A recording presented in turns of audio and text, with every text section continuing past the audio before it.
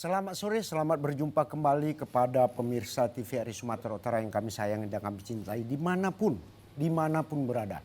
Tentu sebagai lembaga penyiaran publik, juga pemersatu bangsa, satu hal yang paling yaitu dalam satu bingkai yang namanya Markobar. Kita boleh bercerita apa aja, kita boleh kupas apa aja. Tapi satu hal, sebagaimana lembaga penyiar publik, kita harus kondusif, tidak memecah belah bangsa anak bangsa ini.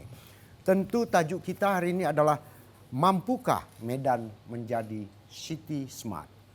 Tentu saya tidak sendiri, ada hal yang paling. Gelati si burung gelati jangan tetap batang di para-para. Ini seorang wanita cantik, sudahlah cantik, elok pula berbicara katanya. Ya tentu saya bersama tak lain tak bukan adalah rekanku yang indah dan cantik dan luar biasa membuat awak terngiang-ngiang bila tidur ya kan. Panjang ya. Silakan adikku perkenalkan dirinya. Oke, hari ini saya menyapa pemirsa di rumah. Halo, apa kabar? Senang sekali hari ini saya bisa kembali lagi nih menemani Bang Munir di sini. Saya Ziva Zahrianis pastinya hadir untuk menyapa pemirsa di mana lagi bukan di acara Markobar, dan tadi sudah dispilkan oleh Bang Munir terkait topik kita yang menarik pada hari ini. Di mana juga mungkin bagi kita warga Kota Medan ini patut berbangga hati karena Medan menjadi salah satu kota terpintar yang ada di Indonesia, dan dilansir juga di The Smart City Observatory oleh IMD World Competitiveness Center yang baru saja merilis bahwa daftar dari Smart City ini 2023 adalah masuk dari 141 kota yang ada di Indonesia. Masuklah Kota Medan menjadi salah satunya, dan mungkin kita ingin menggali ya seperti apakah Smart City ini, dan memang betulkah Medan ini mampu nggak sih seperti yang tadi tajuk yang sudah dispilkan oleh Bang Munir terkait dengan Smart City ini. Dan langsung saja Bang Munir, untuk itu tidak usah berlama-lama, langsung saja silakan perkenalkan narasumber yang sudah kita hadirkan hari ini. Kita tanyakan pada orang yang mengerti. Betul. Tanyakan pada pakar ya. Kalau tidak kita akan tersesat. Betul. Hari ini hadir bersama kita yang pertama yaitu kalau gelaga batang gelaga tetak si batang ketapang. Cakep. Ini adalah seorang anak muda yang gagah, sudahlah gagah, tampan dan ganteng. Ini dia siapa deh, itu Abang dah Dr. Onding Afandi Eshud MP. Ini merupakan akademisi yang setiap hari buka. Pokoknya mencari referensi terus. Pastinya, ya kan gitu. Kemudian tidak lain tidak bukan kita juga hadir bersama kita. Kalau dibilang orang, inilah dia dulu. Kalau udah gelati si burung gelati, jangan tetap batang ditarik-tarik. Kalau sudah abang dah kita ini pakai baju batik, tak kalah gantengnya dengan Arafik. Ya kan itu dia. Siapa dia abang dah? Muhammad Safri Lubis STMkom, praktisi bidang e-government. Ini nggak bisa main-main aku sama abang. Kenapa? Karena marga Lubis. Istriku gitu Lubis, ya. Moraku ini ya. Waduh. Nggak boleh aku main-main. Nanti di rumah payah ya. Ya artinya kenapa? Kearifan lokal tak boleh kita tinggalkan. Pasti harus teknologi demikian. boleh kita berkembang. Tapi jangan sekali-sekali meninggalkan kearifan lokal. Cocok ya Bang ya? Betul, Bang. Itu dia. Silakan Bang. Oke, luar biasa tadi sudah diperkenalkan oleh Bang Munir narasumber kita pada hari ini, dan tentunya tadi juga sudah dispilkan terkait dengan topik menarik kita yaitu mampukah Medan menjadi Smart City. Dan langsung saja ya, daripada berlama-lama mungkin kita akan ngobrol langsung dengan narasumber yang sudah kita hadirkan. Dan di sini saya akan bertanya duluan kepada Pak Safri nih terkait dengan bidang e-government dan smart city ini, dan mungkin langsung saja saya tanyakan terkait mungkin masih banyak nih anggapan orang-orang Medan ini kota pintar ini seperti apa, dan mungkin apakah memang goals ataupun mungkin pengertian dari smart city ini adalah memang untuk kemajuan teknologinya saja yang dikembangkan atau seperti apa? Barangkali boleh langsung dijawab nih Pak Safri. Kalau secara umumnya itu kota pintar itu intinya adalah bagaimana kota itu bisa melayani semaksimal mungkin secara mandiri orang-orang yang ada di dalamnya. Itu aja. Oke, sesingkat itu ya, melayani orang-orang di dalamnya. Dan paling semaksimal mungkin bisa mandiri gitu. Jadi tidak bergantung dengan kota yang tetangganya atau mungkin daerah lain atau mungkin provinsi lain dan sebagainya gitu. Jadi semakin daerah itu didesain bisa dan sudah terlaksana bisa lebih mandiri dengan memanfaatkan semua resource yang ada, mulai dari teknologi, sumber daya manusianya, masyarakatnya sendiri juga, pemerintahnya, kebijakannya dan sebagainya, itu sudah smart city. Oke, baik. Gitu. Kira-kira konsep apa yang dibangun dari Smart City ini agar kota-kota ataupun mungkin Smart Province juga ada ya, Iya. masuk dalam kategorinya seperti itu.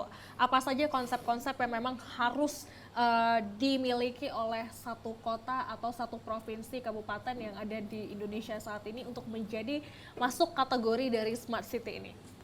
Konsepnya itu ya itu tadi kan ada satu blueprint, ada satu berbagai program kerja yang berurut, terintegrasi dan berkesinambungan yang bisa mewujudkan kota itu menjadi daerah yang mandiri. Ini paling sederhana misalnya sebelum ini kita sangat susah sekali mencari daerah di mana mau makan gitu, makan apa aja lah dan sebagainya. Dengan adanya mungkin aplikasi berbasis pemetaan, bisa buka secara mobile, memanfaatkan teknologi dan sebagainya.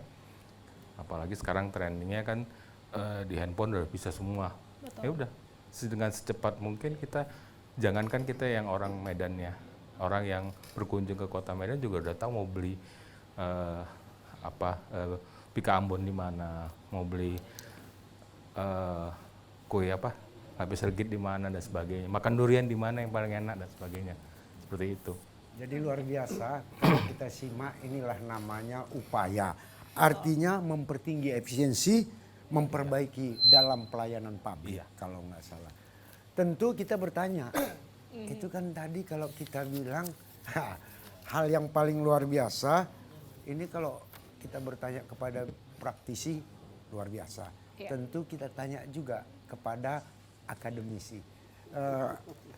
Abang Daonding, artinya aku bilangnya Abang Daonding aja biar enak, sebagaimana ciri khas Medan kan. Biasanya gitu. Kang Oding. Oh, Kang Oding ya. Tidak Kalau melupakan pakai budaya. Oding udah pakai Kang kan gitu kan. Betul, betul. Alhamdulillah. Kang Oding, Ya, ya. ini yang menjadi katakanlah indikator sebagai kota, dinyatakan sebagai kota Smart City apa aja? Mbak. Oke, baik. Saya kira di dalam tatanan berbicara tentang kota cerdas Betul. itu sebenarnya kan seperti disampaikan Bang Sapri itu ya, bagaimana kecerdasan itu kemudian bisa memudahkan urusan kita gitu. Ya, di dalam hal-hal seperti itu saya kira ini menjadi hal yang sangat penting gitu ya, karena segala sesuatunya sekarang didukung dengan teknologi misalkan gitu, itu memang bisa gitu. Jadi dalam konsep smart city itu sebenarnya nanti kita pun ada beragam faktor smart sebenarnya gitu ya. Mungkin ada smart governance-nya, smart branding-nya, smart society-nya, smart living-nya itu. Termasuk mungkin nanti kalau saya akan berbicara dari smart environment-nya gitu. Nah, jadi hal-hal yang merupakan gabungan inilah yang akan mendudukan kita itu sudah sampai mana sih posisinya gitu. Jadi saya kira ini sifatnya nanti memang kalau bahasa kami itu lintas sektoral ini Bang. Jadi tidak bisa kemudian berbicara tentang smart city itu mungkin hanya tanggung jawab satu pihak pemerintah misalnya. Ya nggak bisa itu. Bagaimana masyarakatnya kalau disampaikan Bang Sapri tadi, itu juga harus ada proses-proses pendidikan ke mereka agar mereka pun mengerti tentang apa itu smart city gitu. Gitu ya. Coba misalkan nanti satu sisi berbicara tentang di aspek smart environment misalkan, ada pengelolaan sampah. Betul. Upaya yang sudah dilakukan oleh pemerintah misalkan dengan membangun tempat pembuangan sampah yang cukup, ada pengolahannya gitu. Coba sekarang bagaimana kalau perilaku masyarakatnya belum memahami tentang smart city gitu. Ya. Dia kemudian dari sisi environment membuang sampah sembarangan gitu. Tapi membuang sampah sembarangan pun juga bukan keinginan gitu. Nggak ada kotak sampah gitu. Betul. Nah kan yang harus menggunakan kotak sampah mungkin pemerintah gitu. Jadi saya kira konsep smart city ini adalah konsep besar, tapi bisa dilaksanakan ketika semua pihak itu saling bersama kalau bahasa saya gitu. Nah itu saya kira dalam prosesnya memang tidak bisa sekaligus lah. Mungkin seperti itu dulu gambarannya bagaimana smart city itu. Ya, jadi yang jelasnya pemirsa TVRI Sumatera Utara khususnya masyarakat Kota Medan. Salah satu 6 konsep smart city adalah bersih lingkungan. Ya. Mari kita dukung bersama pemerintah Jangan kita biarkan pemerintah tersiok-siok melakukan untuk menciptakan kota yang bersih. Tapi mindset masyarakatnya juga harus mendukung agar sama-sama terciptanya bersih. Ingat, agar sama-sama terciptanya bersih. Nah, jadi dengan itu kan enjoy. Nah, artinya contohnya, salah satu contoh saya kasih. Kalaupun ada limbah, katakan limbah rumah tangga, jangan diserakkan barang, ikat dalam satu plastik, gantungkan di pinggir pagar kita, nanti petugas akan mengangkut. Itu mempermudah. Salah satu. Jangan kita serakkan di mana-mana kan itu. Bahkan kalau bisa udah dibagi 3 tuh. Jadi Sudah pemilahan ya. Dipilah. Alhamdulillah. Gitu ya kan. Di Indonesia masih jarang. Iya, itu enggak ya. Kalau memang dibilang bebas rokok, ya udah jangan merokok. Iya. Karena Tapi memang di daerah lain masih dilakukan gitu ya.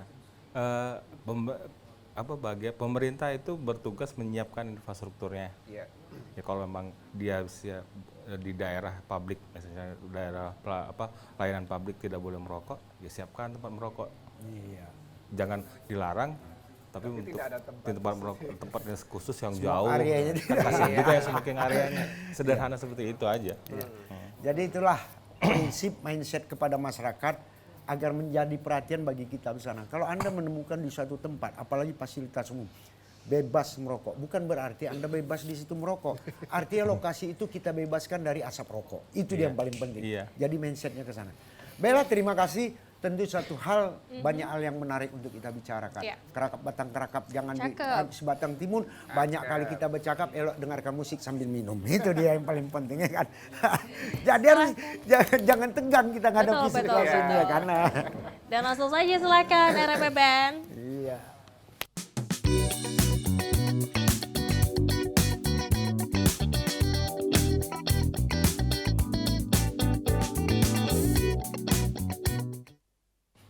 Ya, tetap bersama kita kembali di TVRI Sumatera Utara, tetap dalam bingkai Markombur. Tema kita tidak berubah, yaitu mampukah Medan menjadi smart city.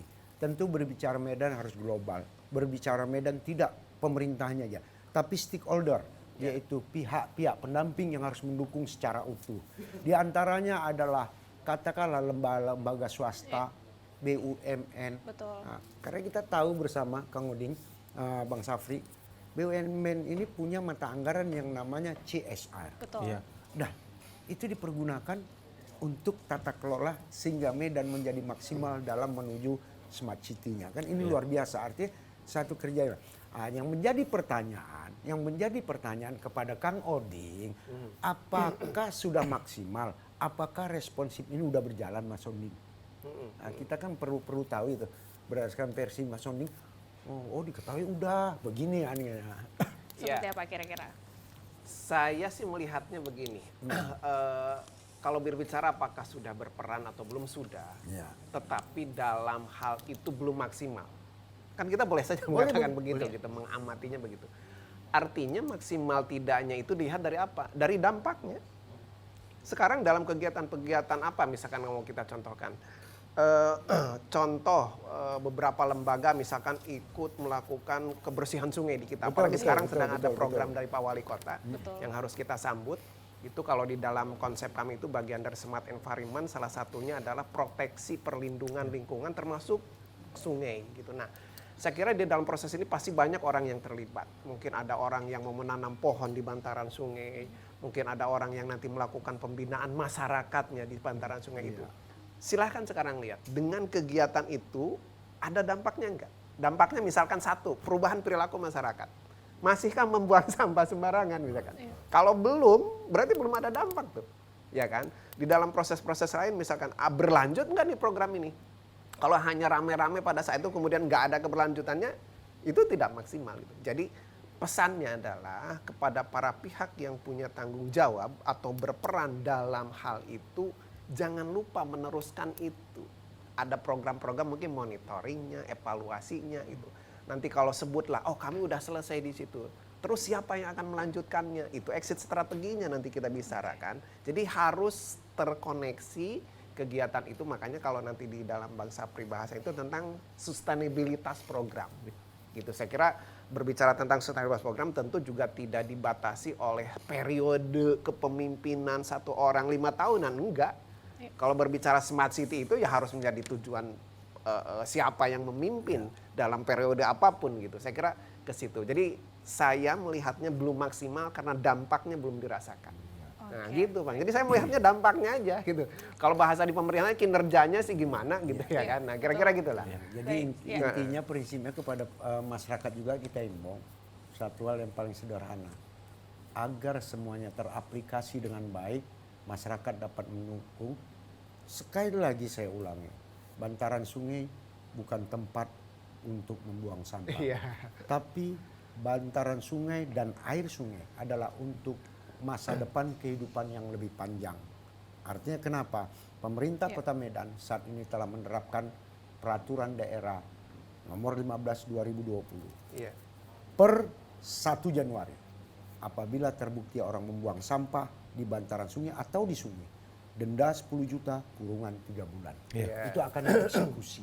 Betul. Dan itu statement Pak Wali yang sudah dia lakukan. Jadi ini luar biasa. Artinya mari sama-sama masyarakat kita saling mendukung. Tentu pula kita minta juga lah kepada Bang Safri, apakah ada efisiensi kalau penerapan Perda ini Bang? Apakah, kan ini kalau udah penerapan Perda sifatnya referensif, bukan lagi persuasif Bang. Nah ini mau kutanya dulu Bang. Ini sedap nih. Seperti apa nih kira-kira Pak Safri terkait hal itu? Kadangkala ya Pak, ada suatu waktu kita memang mesti keras. Betul. Gitu. Kita mungkin bisa lihat di daerah lain dan dari dulu memang kita udah sarankan gitu. Ya kalau memang mau terapkan aja. Di tempat minta 10 juta yang ketahuan, nggak bisa penjara. Dan itu dipublikasikan pelaksanaannya. Kalau perlu kita dukung anggarannya. Kalau nggak ada orang, nggak ada yang alasannya nanti bisa macam-macam kan. Wah kita nggak bisa membiayain teman-teman Satpol PP, itu biasanya Satpol PP yang bertugas untuk itu eksekusinya, peraturannya kan. Ya kita bantu. Bagaimana caranya? Ya semua stakeholder, masyarakat, BUMN, pengusaha dan sebagainya gitu. Di daerah lain, saya nggak perlu sebut, di Indonesia sudah mulai banyak pengelolaan CSR itu serius. Ada minimal kepala bagian atau nggak sampai dinas lah kalau di kota kan, dan itu keterhubungannya dengan penetapan perencanaan ada.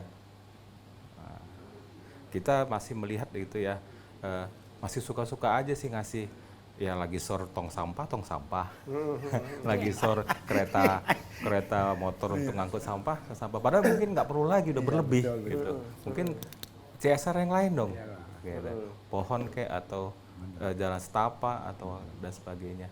Kalau bisa untuk kebijakan CSR itu kan Bang nggak perlu mesti juga hanya barang. Di daerah lain mendukung kebijakan, meng-hire misalnya teman-teman akademisi untuk membuat policy brief gitu, baru nanti di draft diajukan ke DPRD atau ke pemerintah, atau ide blueprintnya. Kalau nggak sanggup pemerintah dengan APBD-nya pakai CSR. Toh nanti juga diskusi kan, mungkin butuh FGD dan sebagainya, kan bisa saling bareng. Ini luar biasa. Artinya nggak sungkan-sungkan lah dengan halus menyatakan, ayolah mari kita sama-sama. Iya. Harus kita dukung ini, jangan kita Iya. biarkan, kan gitu Pak. Iya. Intinya itu ini. Jadi ini poin yang sering kita dari dulu bilang, jangan semuanya dipolitisasi. Betul. Kegiatan program kegiatan ini. IT misalnya paling sederhana, itu bukan program politisasi. Jadi saya bangun website, itu biasa tools. Jadi nanti ketika ada pimpinan sebelumnya udah bangun sebuah aplikasi, ya udah yang lain, yang baru nggak usah dihapus lagi, lanjutkan aja gitu. Itu karena tools, bukan untuk pencitraan, misalnya seperti itu. Jadi intinya dibilang Bang apa? Politik itu perlu. Cari yang lain lah Tapi programnya. jangan dengan politik kita mempolitisir sesuatu hal. Dengan Betul. hati lah. Mari kita kembangkan yang lain. Luar biasa ini. Tapi ini terkait mungkin kembali kepada pengertian dari Smart City ini adalah salah satunya adalah goals yang ingin dicapai adalah terintegrasinya semua hal yang berkaitan dengan kebijakan, mungkin regulasi dan lain-lain, dan juga mungkin program-program dari pemerintah sendiri. Apakah memang ada program khusus, apalagi ada namanya e-government ya Pak Safri Iya. ya terkait itu. Nah, apakah memang sudah berjalan optimal terkait e-government ini sendiri dan seperti apa sih untuk mungkin ya memberikan energi kepada Iya. seluruh OPD untuk satu visi, satu misi untuk menciptakan smart city ini? Silakan. Khusus untuk Kota Medan ya. Betul. Kebetulan saya terlibat dari 2010 gitu. Sebenarnya Kota Medan ini salah satu kota yang paling bagus ya di luar Jawa. Ya. Kalau Jawa udahlah kita nggak bisa saingi lah kayak Surabaya, Jakarta, Bandung dan sebagainya. 2011 itu di zaman perizinan, ini saya bukan endorse ya. Iya, oke. Sudah masuk pada iklan bukan ya? Pak Kadisnya itu Pak Sekda sekarang, Iya. Oke. Pak Wiri ya. Pak Wiri, ya. Nah, itu aplikasi perizinan udah dibuat di digitalisasi perizinan di Kota Medan 100% udah. Dan sudah ada front office, sudah jelas waktunya kapan. Jadi di internal sendiri sudah bisa ketahuan itu ada izin yang terlambat, itu marah. Kepala bidangnya marah, kenapa ini ya pelaksananya tertunda dan sebagainya. Karena memang sudah dipatok beberapa izin itu waktunya jelas.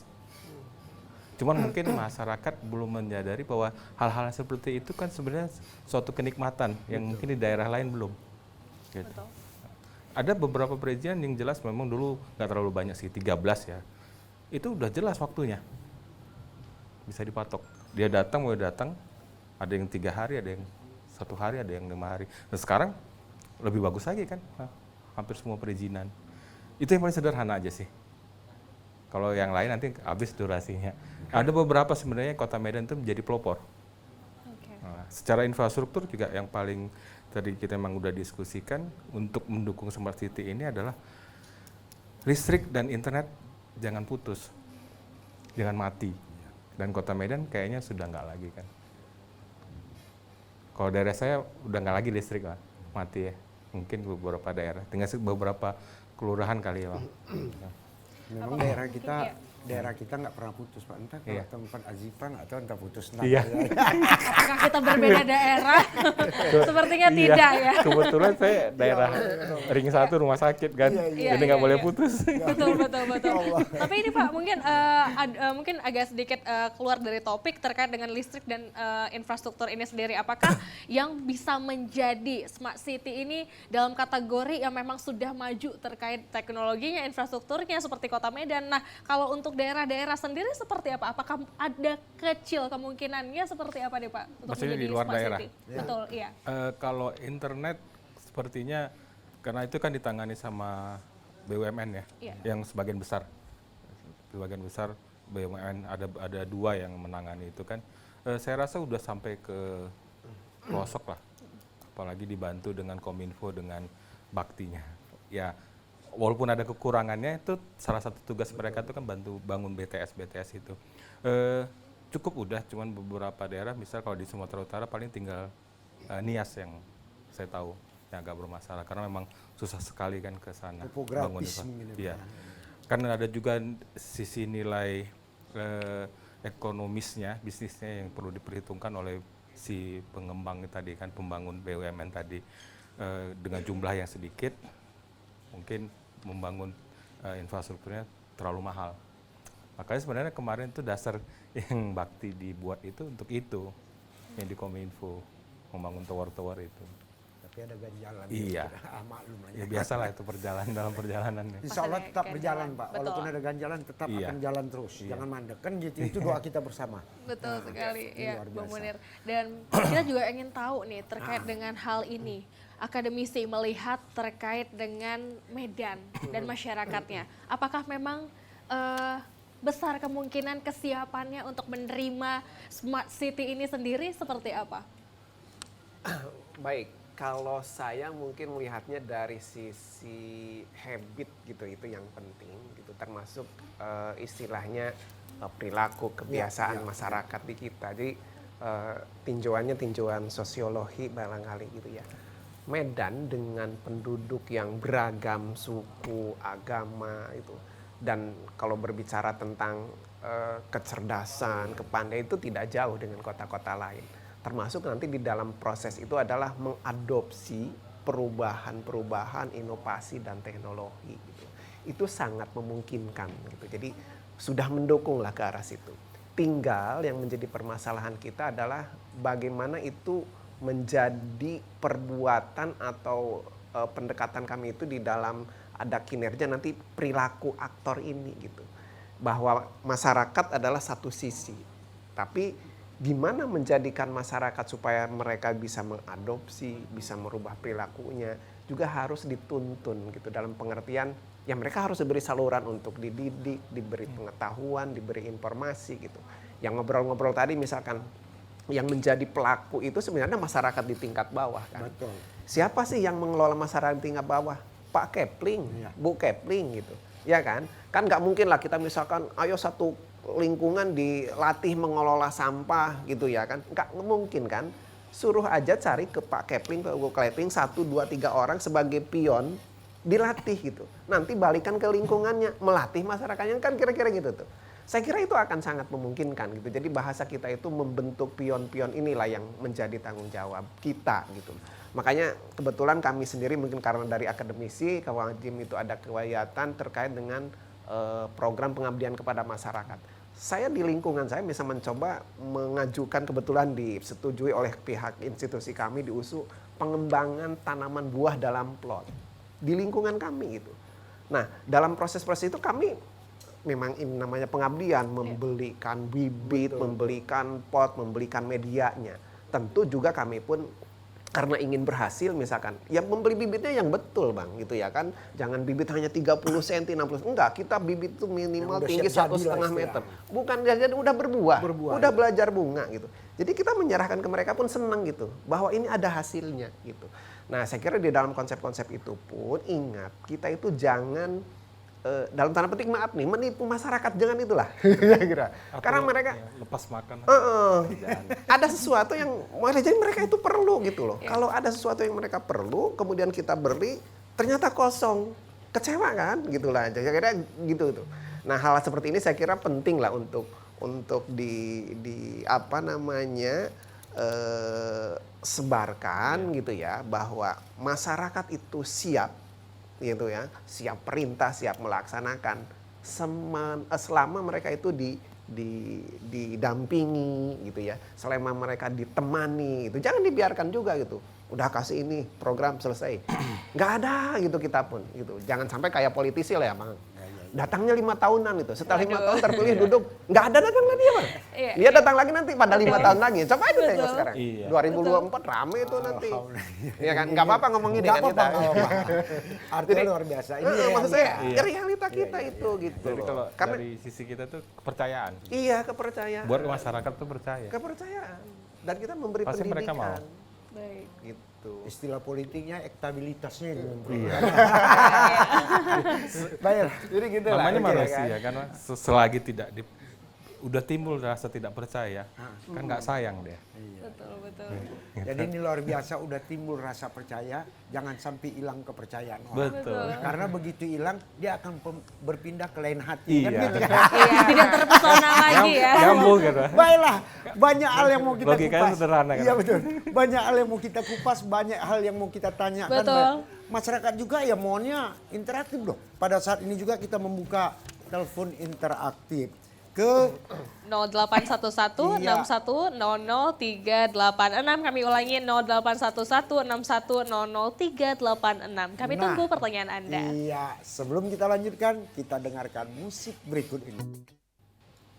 Ya, tetap bersama kami TVRI Sumatera Utara. Tidak bosan-bosannya kita mengupas tentang Smart City.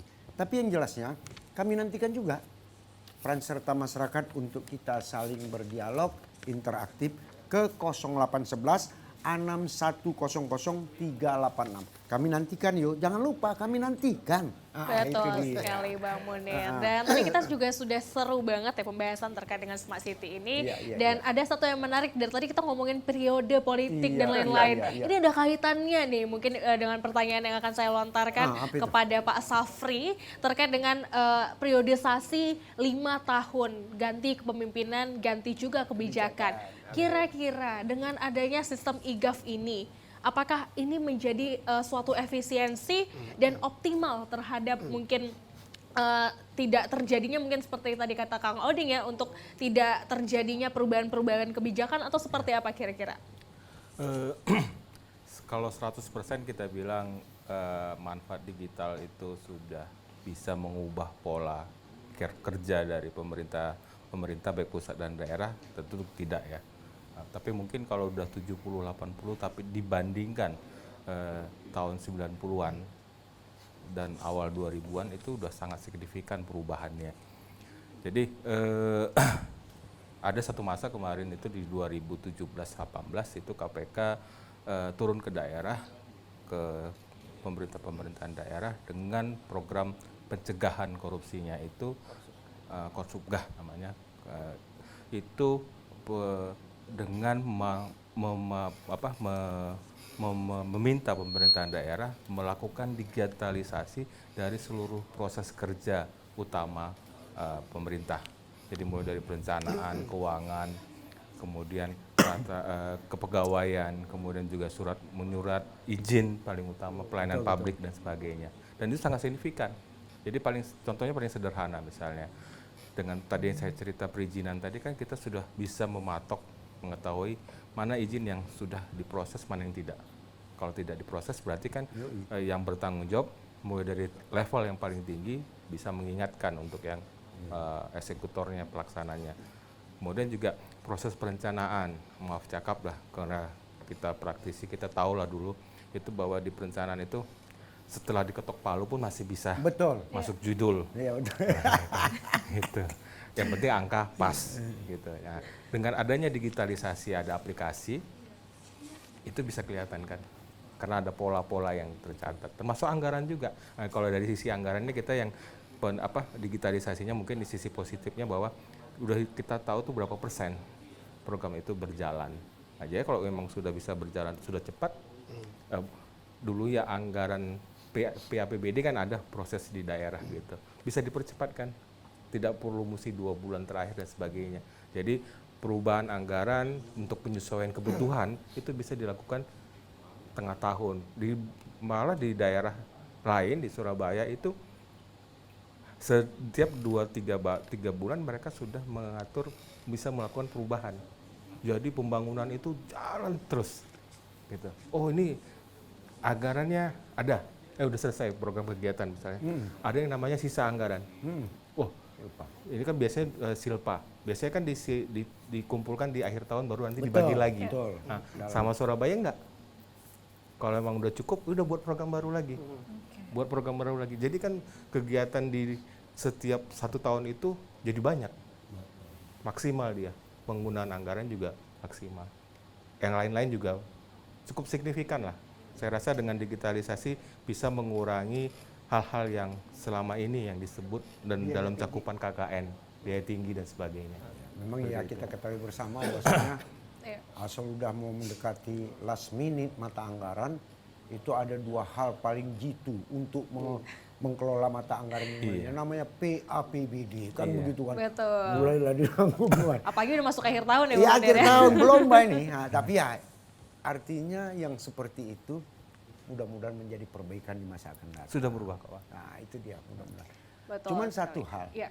Kita banyak berbicara smart city, tapi kita nggak tahu loh apa dampaknya terhadap pemerintah dan kepada masyarakat. Kita belum tahu ini.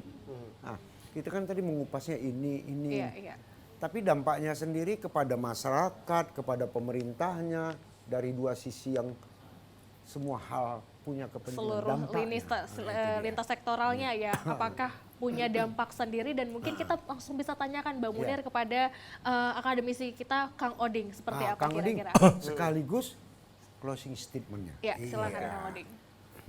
Baik, Kalau saya biasanya selalu mengaitkan dalam implementasi sebuah kebijakan, kalau nanti Smart City ini menjadi kebijakan, itu ada 3 aktor pelaku sebenarnya itu. Satu adalah partai politik, yang kedua birokratiknya, yang ketiga interest groupnya. Ini sangat menentukan. Contoh misalkan gini, berbicara tentang dari sisi birokratik gitu. Birokratik itu adalah ASN, mereka yang bekerja di kementerian, di lembaga, di OPD dan sebagainya itu. Ini biasanya mereka sifatnya administratif, kerutinan. Jangan diharap mereka minta inovasi, nggak ada itu. Mereka berbicara tentang kinerja, laporan bagus, selesai. Dampak, wah ini jarang. Melihat menurut penelitian. Betul. Yang kedua, politisi nih.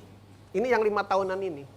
Yang kalau cerita Bang Sapri boleh jadi mereka juga kalau nanti misalkan duduk di legislatif, khususnya banyaknya politisi ini. Kalau di tingkat daerah misalnya provinsi kabupaten kan jarang politisi yang menduduki jabatan publik lah. Gitu, masih di tingkat legislatifnya. Mereka kan ini berbicaranya adalah orang-orang yang membuat regulator. Boleh jadi nanti inisiatifnya dari mereka atau dari eksekutif. Banyak pengalaman kami ketika mencoba mendampingi dinas OPD tertentu membuat regulasi, legislatifnya nggak paham gitu loh. Jadi betul Bang, nggak ngerti gitu. Karena maaf cakap nih, dalam pengertian-pengertian lain, apa kalau mau bahasa saya omongkan aja lah ya. Saya tidak terlalu percaya kalau para politisi itu membela rakyat lah, untuk rakyat, itu jarang gitu, nampak sekali gitu ya kan. Kecuali mungkin untuk kelompok mereka, partai mereka gitu. Ini kan yang menjadi hal bahaya bagi saya gitu. Dalam proses-proses itu saya kira ada kekuatan ketiga, interest group. Interest group itu yang masyarakat, para pemerhati, mungkin akan ada komisi, ada NGO. Ini yang menjadi penyeimbang gitu.